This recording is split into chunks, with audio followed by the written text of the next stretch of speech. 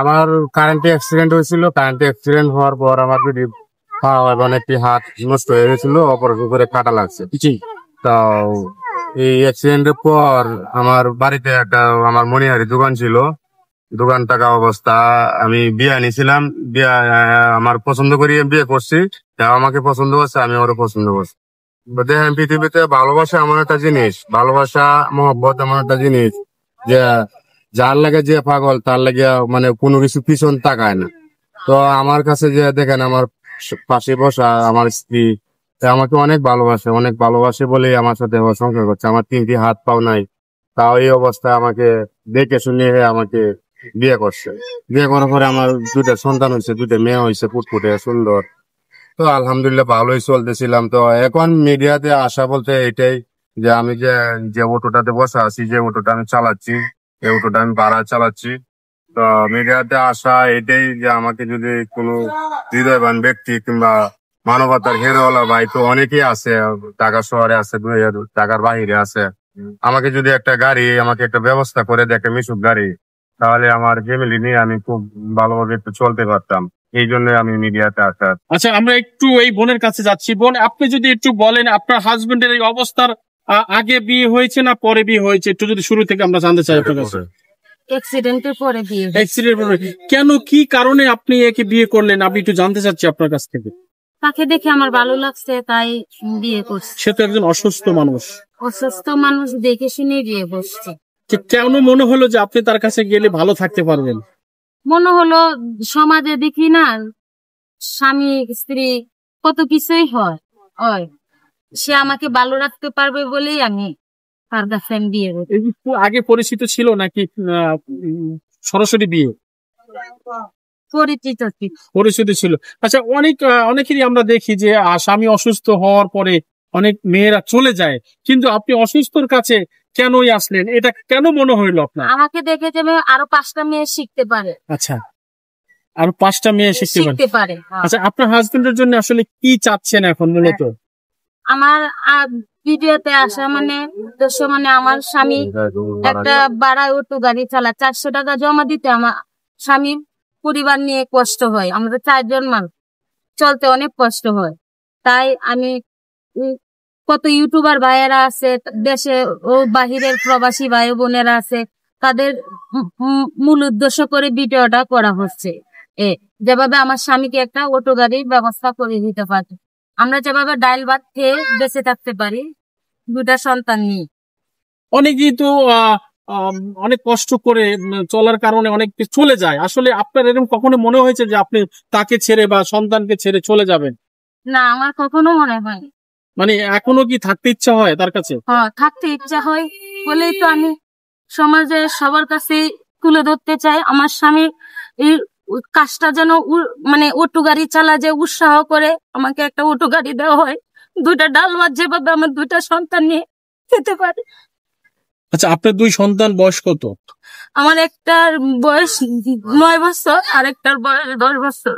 আচ্ছা, না 4 বছর। 4 বছর। হ্যাঁ। আচ্ছা, এরা কি যেটা বড় ওটা কি পড়ালেখা করাচ্ছেন? স্কুলে পড়ছে। আচ্ছা, মাদ্রাসাও পড়ে। আচ্ছা, এখন আপনার মূল চাহিদা হচ্ছে যে আপনি একটি অটোরিক্সা পাইলে আপনার পরিবারটা ভালোভাবে চলবে। 2টা ডাল ভাত খেয়ে আমরা যেভাবে জীবন জীবিকা চলতে পারি।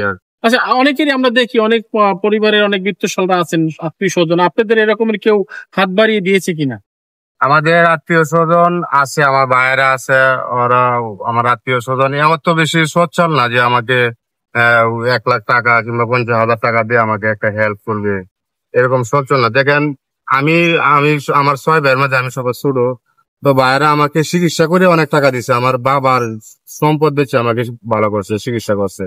তো আমার অ্যাক্সিডেন্টের পরে প্রায় 14 বছর লাতি আমাকে দেখাশোনা করছে, আমার যা যা লাগে দেখছে। তারপর দেখেন, একটা মানুষের যখন সংসার নিয়ে নেয়, বিয়ে নিয়ে নেয়, বউ বাচ্চা দেখে, তখন আর কত দেখতে ওরা। আর মানে তবুও এখনো দেখলে তো সব চাহিদা তো ওরা মিলাইতে পারে না, ওদেরও তো সংসার আছে। ওই জন্য সবকিছু তো বাইরের কাছে বলা যায় না। এই যে আপনি যেখানে থাকেন বা আপনার অনেক আত্মীয় স্বজন আছেন, কেউ কি একবারের জন্য বলেনি যে কেন পড়ে আছিস, এত কষ্ট করছিস, তুই তো অনেক সুন্দর, তুই তো ভালো জায়গায় যেতে পারতি, তাহলে কেন এখানে পড়ে আছিস, এরকমের প্রশ্নের সম্মুখীন হয়েছেন কিনা কখনো? হয়েছি, অনেকে অনেক কথা বলে। কি বলে বোন, একটু যদি বলেন। বলে কয় তুই এত সুন্দর মেয়ে, তুই কিভাবে জীবন সঙ্গী করে নিলি, চলে যা। কিবা আমি বলি আমার কপালে যা ছিল আল্লাহ তাআলা আমাকে লিখে দিয়েছে, কপালে যা তাই হয়েছে। তারপর আমি দেখি উনি বিয়ে বসছি।